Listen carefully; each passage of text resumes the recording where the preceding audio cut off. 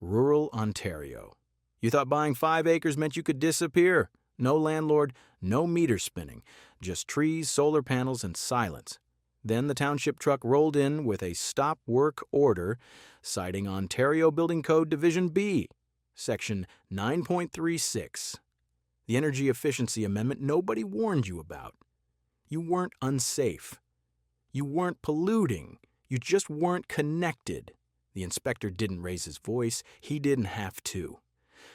No grid tie, no certificate of occupancy. That's the moment the fantasy dies.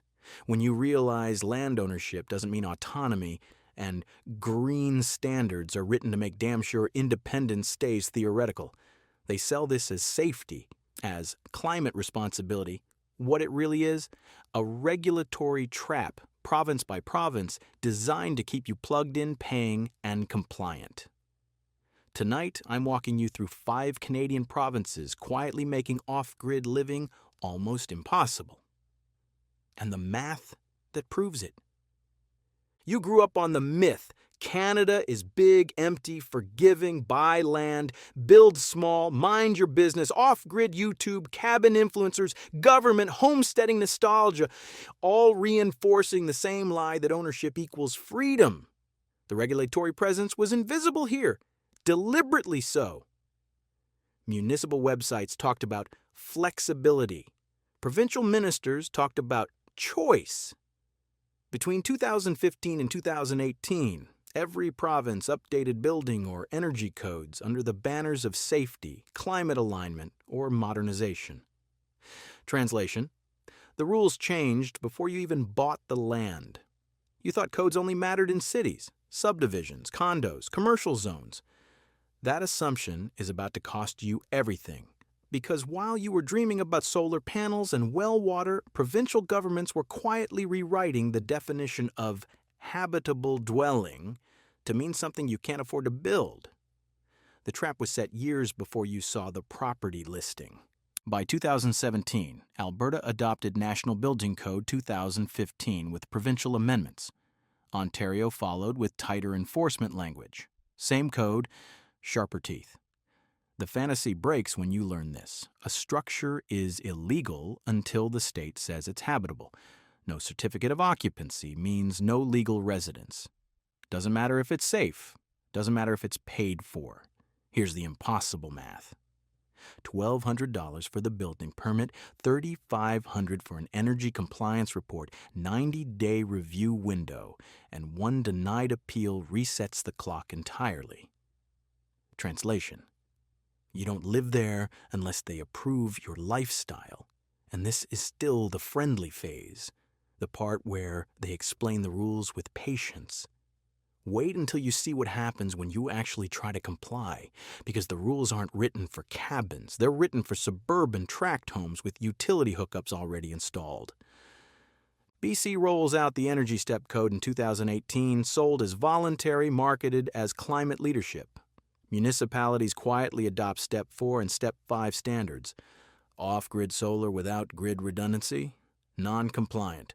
A 24-year-old builder near Nelson designs a 400-square-foot cabin, passive solar, wood heat, battery bank. Denied occupancy.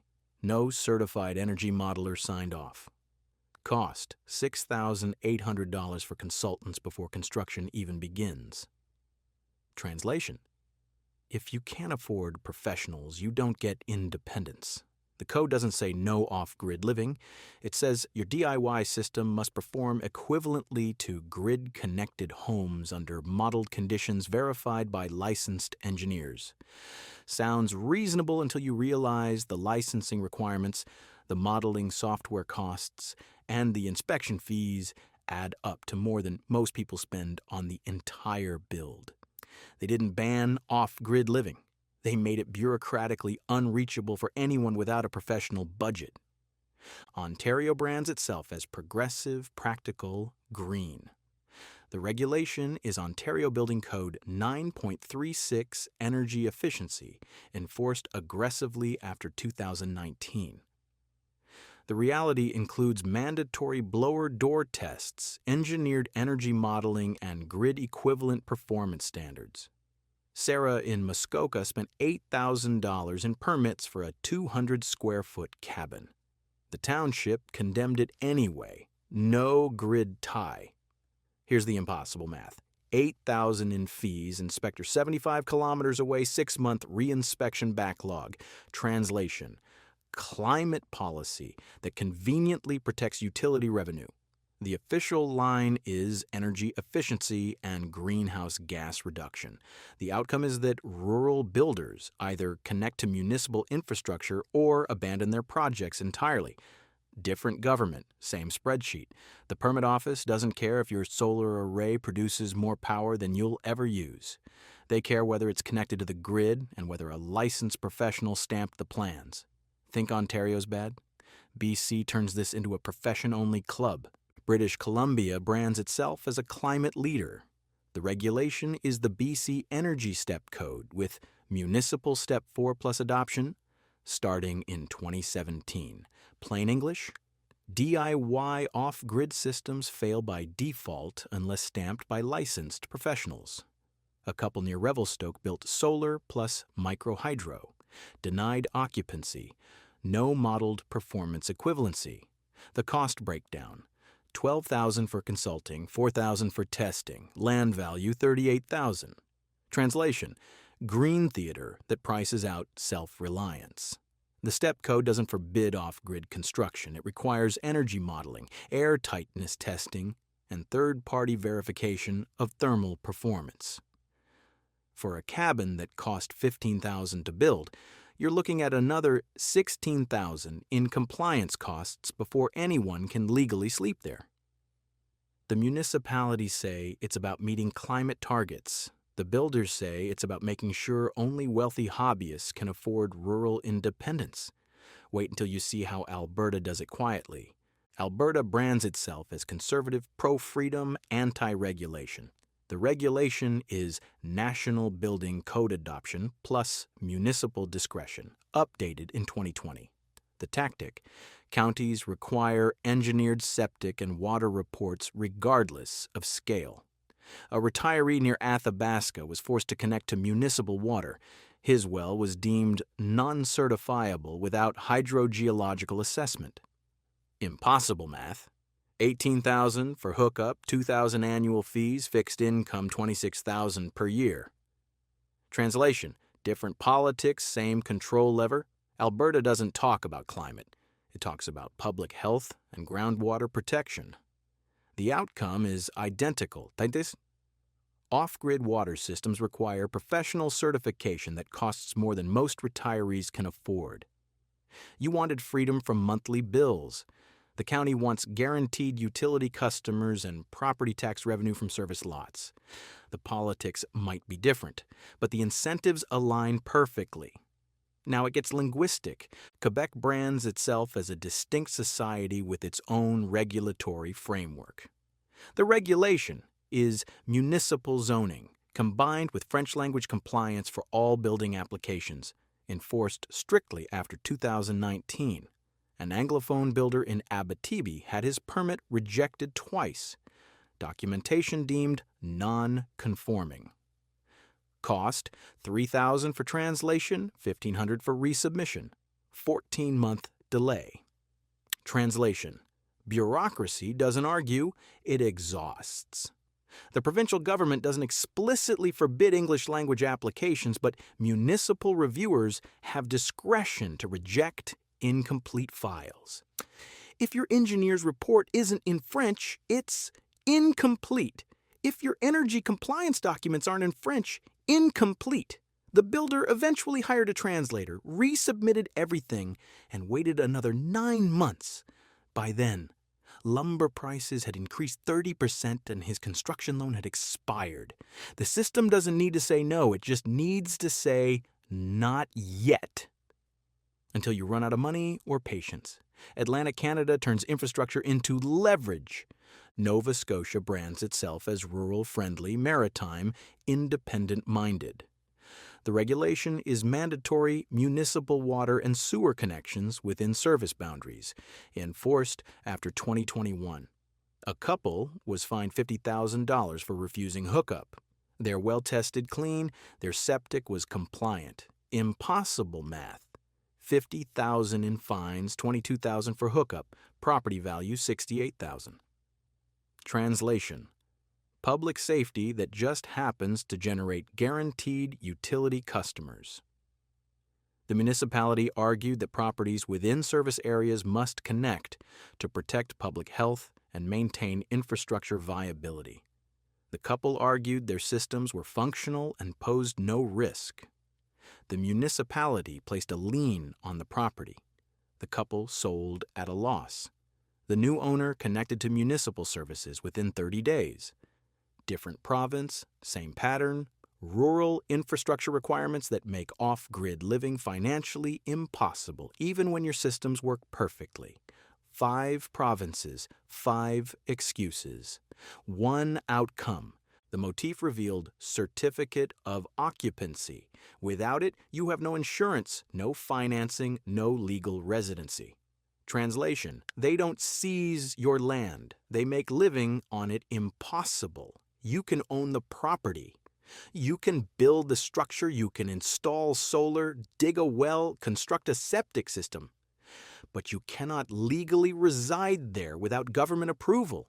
The certificate of occupancy is the final gate, and it only opens if you've satisfied every code requirement, paid every fee, and received every inspection sign-off. Miss one step, and you're living illegally on your own land. Some municipalities issue stop work orders, others issue fines. A few simply refuse to provide electrical or water service until you comply. The structure stands empty while you pay property taxes on land you can't use. And it's not accidental. It's the designed outcome of a system that demands compliance before habitation. Utilities lobby quietly. Governments need rate stability. Off-grid living breaks the model. The official line is grid resilience and infrastructure investment recovery. Translation: captive customers. Permit declines in rural zones increased up to 60% in some regions after code updates. Utility hookup fees now exceed cabin build costs in multiple municipalities. This isn't conspiracy.